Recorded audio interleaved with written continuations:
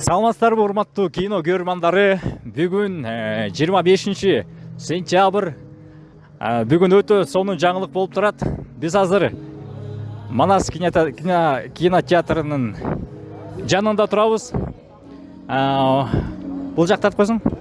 Мына өзүңүздөр көргөндөй плакаттар илинген, кызыл килем төшөлгөн. Бүгүн деген кубанычтуу күн болуп турат. Базар жок кинотасмасынын жок көрсөтүүсү болгон турат. Анда эмесе биз адаттагыдай өзүбүздүн суроолорубузду даярдап келдик. Бул кино эмне болуп тартылды, мааниси, максаты дегендей биз ошонун баарын билгенге абдан шашылуудабыз. Анда эмесе биз менен чогуу болуңуздар.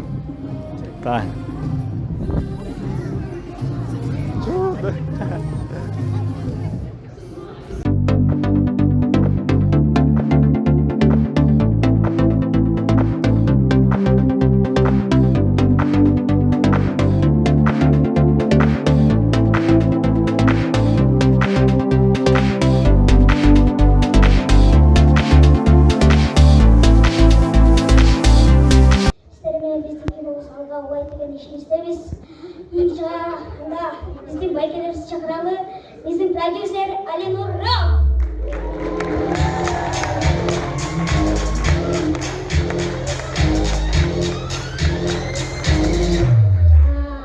Андан кийинки менин бир тууганым, досум де. Сапсары байке Мактар келди.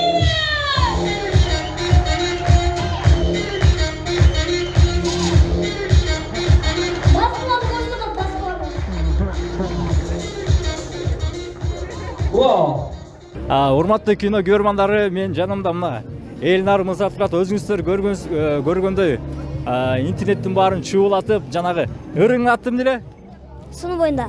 Суунун боюнда деген ырын укмушарда чейин мына Элнар мырза эми жеке эле ырчылык тараптын эмес, актерлукта өздөшүрүп жаткан маалы мына ушул Базар жок кинотасмасында башкы ролду аткарды. Элнар мырза айта кетиңиз, башкы роль сиз үчүн кандай болду? Оңой болдубу, кандай болду? Ар кандай кыйынчылыктары бар, жеңил жагы да бар, ол жагы да бар. Баары Кудайдан. Ар кандай. Өтө жакшы. Бул тасмадан башка да тасмаларга тартылдыңыз беле? Ооба. Мисалы айтпай эле коеюн да. Жаңы кошуна жаны бар. Ушу тасмалга тартылгам. Алдыда да башка проекттер бар буюрса. Көрөрмандар, жаңы кошуна дагы эмне? Жаны бар. Жаны бар деген кинолорго тартылыптыр. Аларды да көрүүгө кетиңиздер. Элнар мырзанын актерлук таланты дагы ашып ташууда. Бул өзүңүздөр көргөндөй таланттуу кудай чакалап берген экен.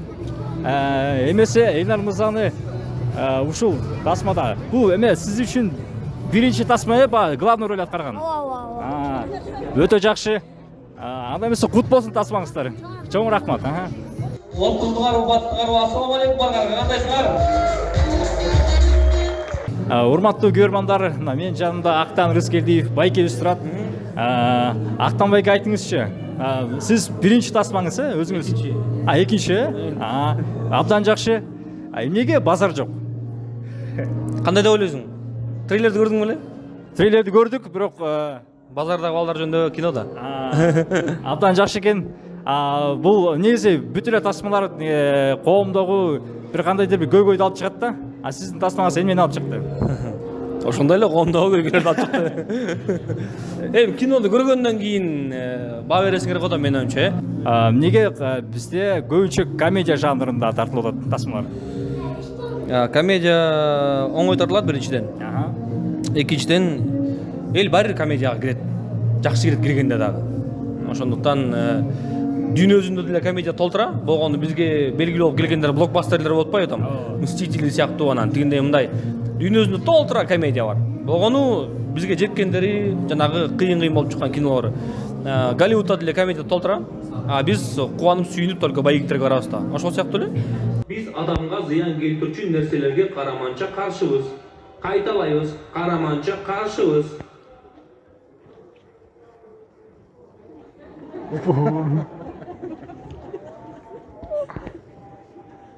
Кино көрөрмандары, мен жанымда мына TikTok жылдызы Шакебай турат.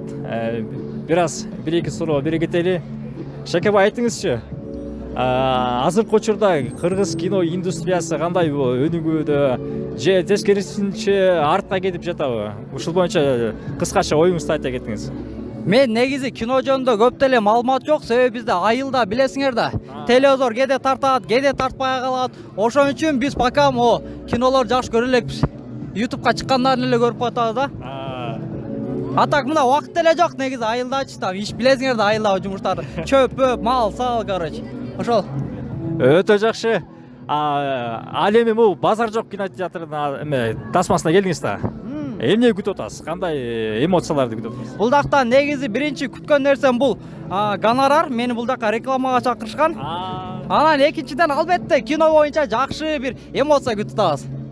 Өтө жакшы. Сиз өзүңүз эмне кыласыз да TikToктон башка? Мен эртең менен туруп, койлордун астына чөп салам, уйлардын астына чөп салам, анан астын тазалаш керек болот. Тазалап туруп, кургактап туруп, анан түшкүсүн, короче, мемеге чыгарып ийем. Мемеге. Өтө жакшы. Үйдөгү айылда бүтпөгөн оокат. Бүтпөгөн оокат. Рахмат. Сиздер менен Шакебай болду. Өзүңүз да караңыздар, башкача образ менен келиптир. Мурут менен эстердин элеси болуп турат. Биз андан кийинки суроолорду улантып берсек. Кино көрөрмандары, биз азыр көрүүчүлөр менен дагы маектеше кетели. Саламатсызбы? Саламатчылык.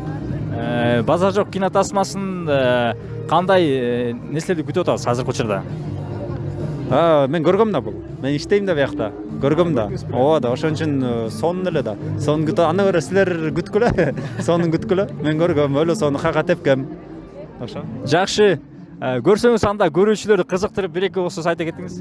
Көрүүчүлөр кызыккыдай бул жакта деген базарда болгон окуя. Буга чейин вообще базарда кино тартылып көргөн эмес да. Ошо базарда болгон окуя, анан кийин буга чейин көп кинолордо чыкпаган Элнар Жаңылайдын башкы каарманды болуп аткарган, ошол эле кызыктуу. Ошо. Өтө жакшы. Азыркы учурда кыргыз кино индустриясы өнүгүп келе жатабы же кандай? Ошол боюнча оюңузду айта кетиңиз. Албетте, жума сайын азыр кыргыз кино чыгып атпайбы? Болгондо да ар кайсы жанрда чыгып атпайбы? Ошондуктан бул болсо, бул дагы бир ошо өсүп аткандын далили да. Бирок эми прям өсүп кетти деп айта албайбыз, анткени ушинтип өсүп келе атат азыр. Буюрса жакында өлө өсөт. Өтө жакшы. Эмне себептен драма, трагедияга караганда комедия жанрында көбүрөөк тартылат кинолор? Анткени азыркы комедияны тартып жаткандар булар тамашоонун бүтүрүүчүлөрү. Кино окуу жайдын бүтүрүүчүлөрү башка жанрды балким тартышаттыр, бирок азыркы кино чыгып жаткан бардыгы тең булар тамашоо бүтүрүүчүлөрү, ошондуктан комедия жанрын тартышат. Болбосо комедия жанры бул оор жанр болгону, булар тамашоо бүтүрүүчүлөр болгон үчүн комедия тартып атышат. Өтө жакшы. Бул суроону берген себеп дегенде эл арасында башка жанрда кино тартылса, кинонун жетекчилери банкрот болуп калат деген, бул кандай ойлойсуз? Жок, андай эмес. Бейиш наоборот комедиядан көп таппадыбы? Ифрит азыр комедиядан көп таап атат, разбой комедиядан көп таап. Андай эмес. Болгону тартканды билсе болот. Тартканды билгендер ошо билгенин тартып атышат. Азыр комедияны билишет, комедияны тартып атышат. Бейишти Руслан байке ал комедия тамашонун бүтүрүүчүсү эмес, ошон үчүн ал башканы тартып атат. Ошондой.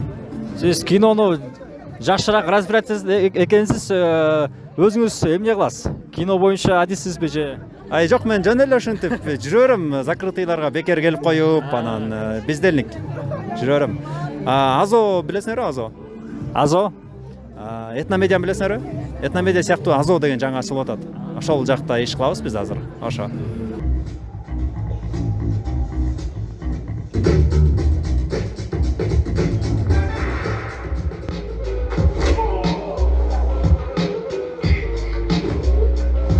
Жок, сен түшүнбөй калдым просто. Ооба, жардам берем. Сен деле тиги базарга көкөк иштеген келгенден бери.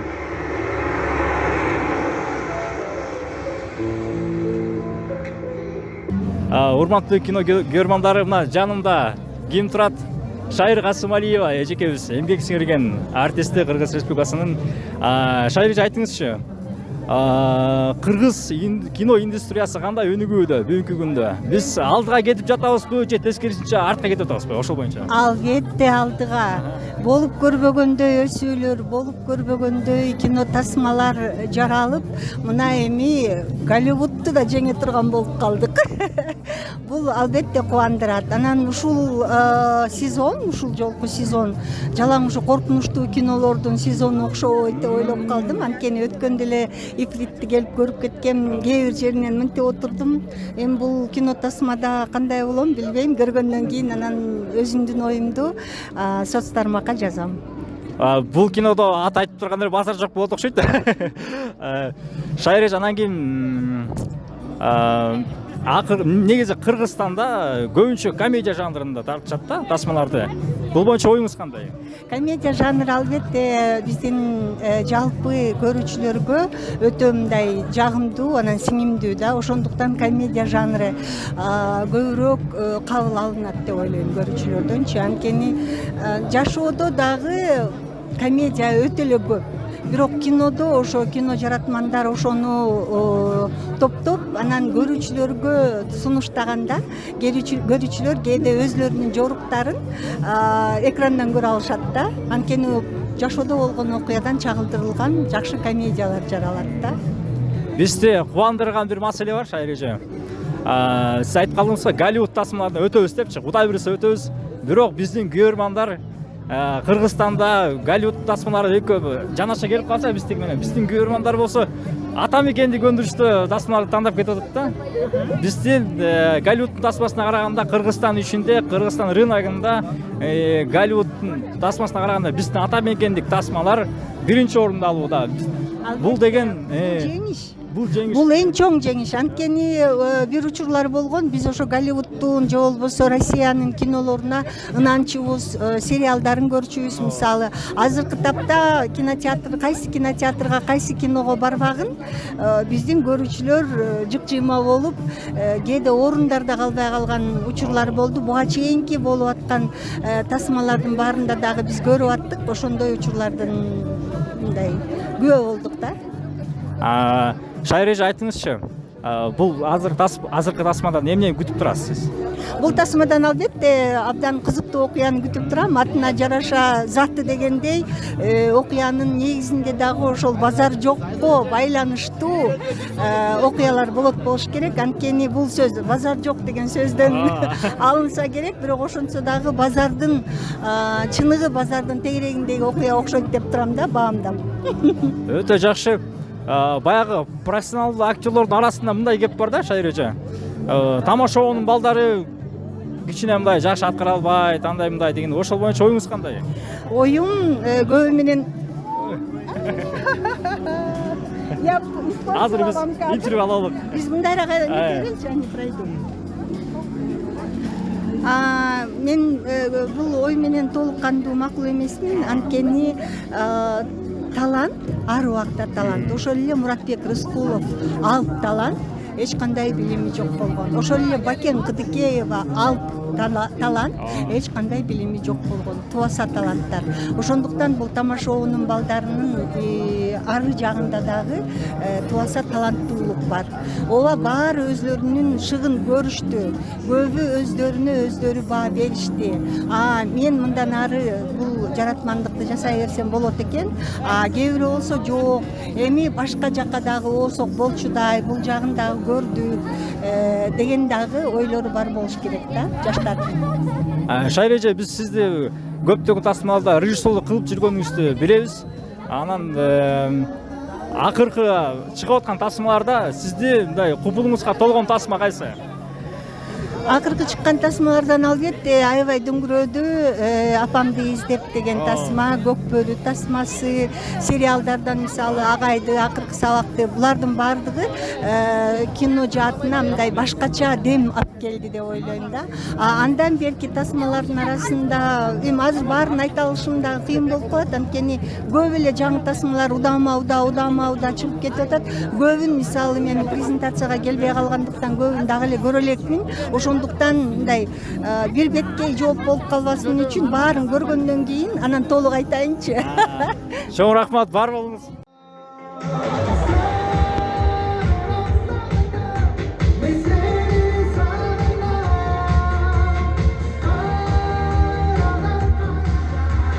урматтуу көрөрмандар, мен жанымда Элера Кабылжан кызы турат. Өзүңүздөр билесиздер, муңайба адеми деп бүтүндөй Орто Азияны ойго салган жакында эле Карындаш кино тасмасы жарык көрдү. Ошондо ырдап эчеке Үспүжа Карындашыбыз пайта тартылды. Ырдады. Элер айта кетсеңиз, Базар жок кино тасмасынан эмнени күтүп турасыз? Базар жок тасмасынан ошо базар жок эле окуяларды күтүп атам. Интересный, кызыктуу, аябай бир шаңдуу нерсе күтүп атам. Өтө жакшы. Сиз өзүңүз кандай жанрда кино көрөсүз негизи? Мен чын айтсам көп кино көрбөйт экенмин, мага көбүнчө драма жагат окшойт. Анан боевик жагат. Корейский дорамалар, Корейский эмес, турецкий окшойт. Турецкий драма сериалдар. Турецкий еще эме боевиктер. Ооба. Мен кыздардын боевик көрөм деген биринчи жолу угуп атам. Абдан жакшы. Дегеле айтса кетсеңиз, негизи акыркы учурда кыргыз кино индустриясы кандай болуп атат? Өнүгүп атабызбы же тескерисинче артка кетип атабызбы? Өнүгүп атабыз. Буну баары эле билет болуш керек. Кыргыз киносу аябай өнүгүп атат, кинотеатрлар дүйнөнүн булуң бурчунда ачылып атат. Демек бул дегенде кыргыз киносу аябай жакшы болуп атат дегендик. Бекеринен ачылбайт да, мисалы Америкада, толтура жактарда мисалы кыргыз кинолор ачылып атат. Демек спрос көп. Ага далил Кыргызстандын рыногунда Голливудтун кинолу караганда биздин көрүүчүлөр ата мекендик өндүрүштө кинону көп тандап атканы себеп болот. Бул эмне деп айта кетсек, биздин кино иш бийликтери өзүнүн баягы профессионалдык деңгээлдерин көрсөтүп аткан маалы. Ошон үчүн көрөрмандар, колдоңуздар, биз дайыма алдыга жылы берелик. Чоң рахмат. Чоң рахмат, бар болуңуз. Рахмат чоң. Ийгилик барыңыздарга.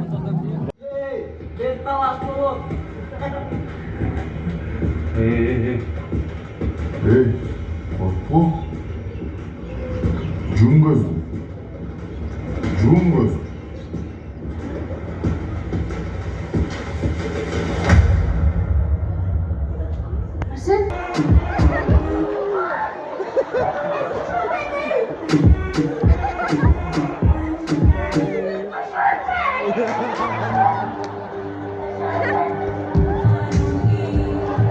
Эми кезек жаш жаңы талпынып келаткан актерлорго келип жетти.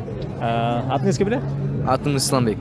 Исламбек мырза, айтыңызчы, сиз ушул Базар жок тасмасында канча күн тартылдыңыз жана кызыктуу окуялар кандай болду? Бул Базар жокко 8 күн тартылгам. Ошо Актан Рыскелиев байкебиздин инстаграмын баракчасынан көрүп калып, кызыктуу күндөр, толтура күндөр өттү. Унутулгус күн болду да бул киночу. Буга чейин башка кинолорго тартылдым, бирок эң эстен кеткис күн ушу Базар жок киносунда болду. Мага жакканы ушу Базар жок. Акча төлөп бердиби? Акча жагын айтып бере коелу эми. Жакшы. Азыркы өзүңүз тартылдыңыз да бул киногочу. Анан көрдүңүзбү уже? Жок, көрө элекмин. Асылер менен чогуу көрөбүз. Жакшы, эмнени күтүп атасыз? Кандай эмоцияларды? Эмоция сонун ойлойм эң жакшы кино болот деп. Буюрса, кинолор кийин кандай десем, комедиялардын биринчи алдыңкы орунда тура турган кино болот го деп ойлойм. Ошо.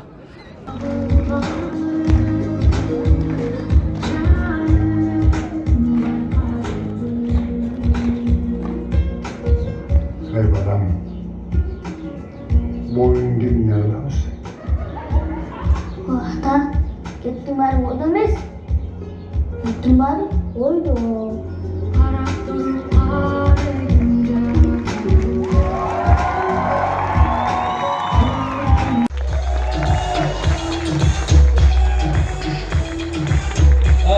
Tasmamızda tartkan operator Dolce hazır Tokoy'da süreç bu serüveni gördüler yani. Operatorlar bu jakta da gücüsü görmüyor. Ne Bekzat çok ken, Joki çok ken, Rajan çok ken. Maksud. Так, сценаристтер Шамил мырза. Урматтуу көрүүчүлөр, азыр эле Базар жок тасмасын көрүп чыктык. Өтө кызыктуу жана ушундай комедия болгондуктан укмуш, күлкүлүү, күлгүчтүү. Сиздерге албетте сунуштайм, келип көрүңүздөр. Эмоциялар толуп ашып атат. Келиңиздер. Бул тасмада көптөгөн мындай кызыктуу кадрлар аябай көп экен. алар эмне экенин мындай эмнени көтөрүп чыкканын айтпай турайын силерге сөйтөңдө тасманы айтып салса кызык кетип калат ошон үчүн өзүңүздөр келип көрүңүздөр. Сиздер менен Эржан Урбаев болду. Кийинки тасмалардын бет ачарында жолукканча ассаламу алейкум, сак саламатта калыңыздар.